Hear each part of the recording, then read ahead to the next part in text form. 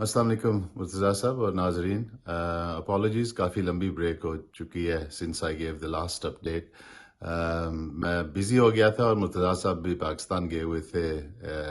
تو ویسے جو انڈیا پاکستان کی جنگ یہ ریسنٹلی ہوئی ہے اس کے بارے میں تو مرتضیٰ صاحب نے خود ہی بہت اچھی رپورٹ اور اپڈیٹ دے دی تھی، اس لیے میں ڈیٹیل میں نہیں جاؤں گا. صرف ایک دو کامنٹس کرنے ہیں کہ پہلی بات یہ میں بہت ہی سرپرائز ہوا کہ پاکستان ایئر فورس نے جس طریقے سے جو انڈیا کے جہاز 5-6 سنا ہے گرا دیے. رافیل جیٹس، فائٹر جیٹس ان میں انکلوڈیڈ تھے، 3 فرانس سے جو لیے ہوئے تھے، لیکن 5 all together. So Pakistan air force has been now recognize, دنیا میں مانا گیا ہے as one of the top air forces. اور مبارک بات یہ ہے پاکستان ملٹری کو اس کے بارے میں، اس پہ خاص طور پہ جو ایئر فورس ہے.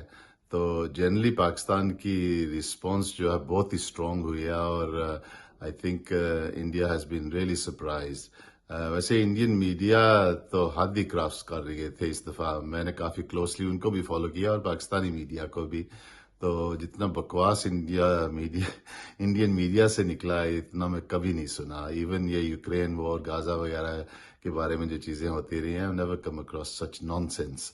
And I think generally Indian media, Indian politicians سوچتے تھے کہ پاکستان کو ایک دم ہرا دیں گے، لیکن Pakistan has surprise the Indian side, especially the air force. اور اس کی جو ہے نا کامیابی چائنا کی وجہ سے ہے. Pakistan used all the Chinese jets and Chinese technology, including missiles, as a result of which جو ہے نا یہ رافیلز وغیرہ گرائے گئے تھے. Pakistan didn't need to cross its border. They had technology and technique to be able to do that, and that is a game changer in terms of warfare in that part of the world. And this time, surprisingly, China gave full backing, both political and military, to Pakistan, which surprised the world as well. It probably didn't surprise the Indians, because ہمیشہ China نے پاکستان کا ساتھ دیا ہے. The Americans have always let them down. تو I think the Indian side has been stunned. اور اللہ کرے آگے جو ہے نا امن ہو جائے. They have come to a sensible decision about Kashmir and other regional issues, because war is not good for anybody. لیکن I was really surprised and pleased with the response of Pakistan Air Force. These are very brave people and very capable people, so بہت اچھی بات ہوئی ہے. تو غازہ کے بارے میں تو میں زیادہ کچھ نہیں کہوں گا، because it's disgraceful, it's disgusting, it's painful. میں کیا کہوں، I have said plenty over the last several months جب میں اپڈیٹس دیتا رہا ہوں. تو Muslim world has been disgraceful in not being able to do anything to uplift the siege and the slaughter in Gaza. As far as the Western world goes, they have been shamed, and I think the curtain has been lifted from them. For the last 200 years, they've been claiming to be the moral guardians of the world and international law-based order. یہ وہ بکواس جو کرتے رہے. So this has clearly shown that they're genocidal maniacs, just as the Israelis are. جو American support اور European support نہ ہوتا اسرائیل کو تو یہ ایسی تباہی نہ کرتے.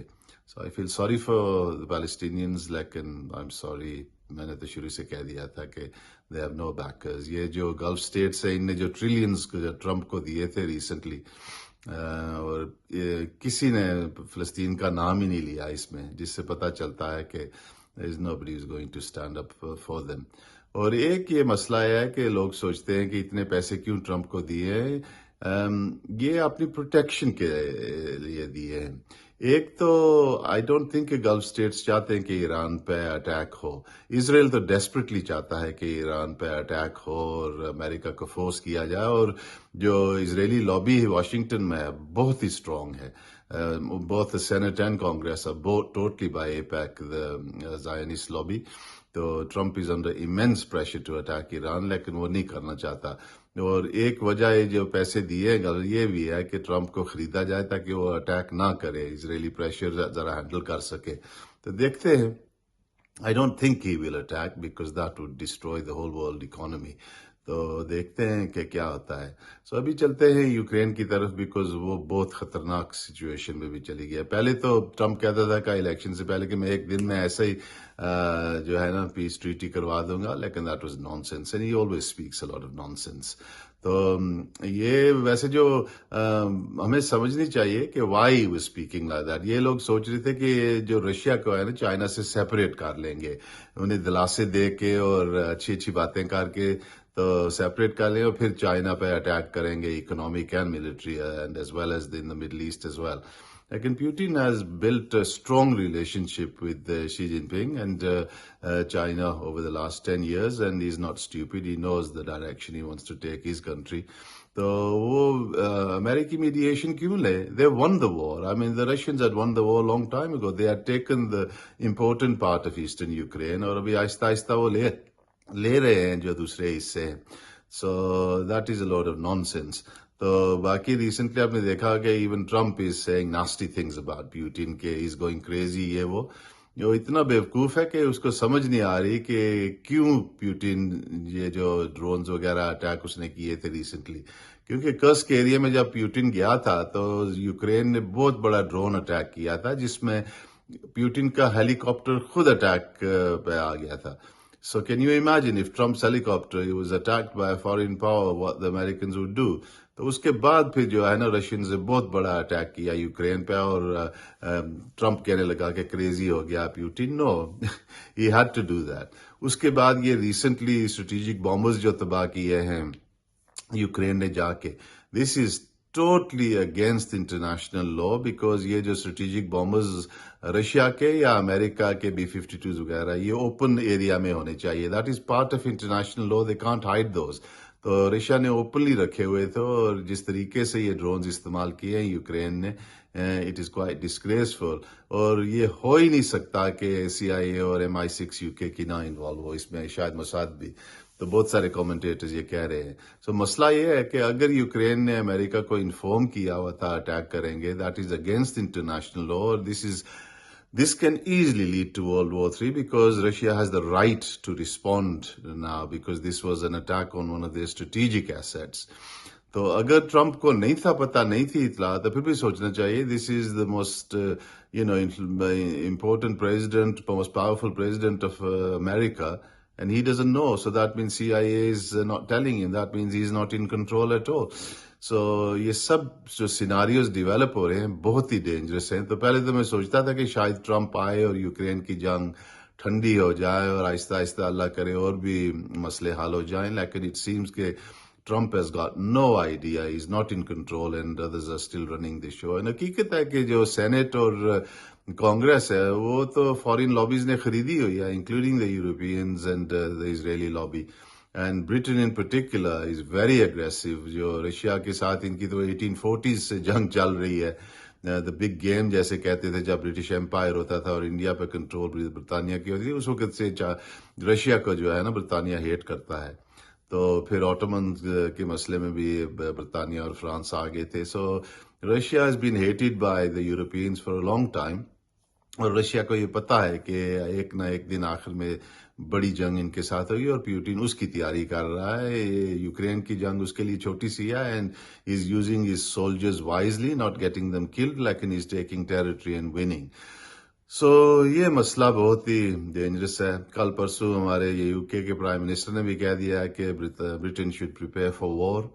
سو آپ سوچ سکتے ہیں کہ آگے کیا کچھ ہونے والا ہے، اللہ ہی جانے.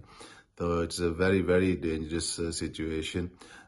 سو ابھی دیکھتے ہیں کہ کیا سچویشن ڈیولپ ہوتی ہے، لیکن Putin is not going to react. یہ جو مسئلہ ہوا ہے نا، یہ اسٹریٹجک بامبرز کو ڈسٹروائے کیا ہے، بہت بڑی چیز ہے، اور it is PR disaster Russia کے لیے، نو ڈاؤٹ اباؤٹ اٹ. لیکن is Putin ready for third world war after that? I am not too sure, کیونکہ وہ سوچ سمجھ کے کر رہا ہے. اس نے چائنا کے ساتھ بہت لمبے پلانز بنائے ہوئے ہیں، and slowly and steadily they are winning both the military campaigns as well as the economic campaigns. So Chinese or Russian جو ہے نا، یہ these are strategic thinkers, these nations. They don't respond, they don't beat their chests like the Muslims or others do.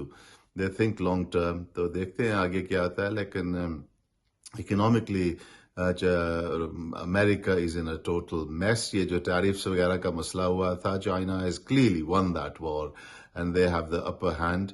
Japan کی economy اتنے برے طریقے سے نیچے جا رہی ہے کہ if they start selling the American treasuries, the bonds, the American economy would collapse totally. اور یہ بھی بہت بڑا danger ہے over the next few weeks کہ the Japanese might want to save their own nation and their economy, and if they sell the US treasury, the dollar is going to plummet down and that will cause major problems. So it looks everywhere the clouds of war are accumulating. Allah khair kare, Allah bachaye apne lek logon ko.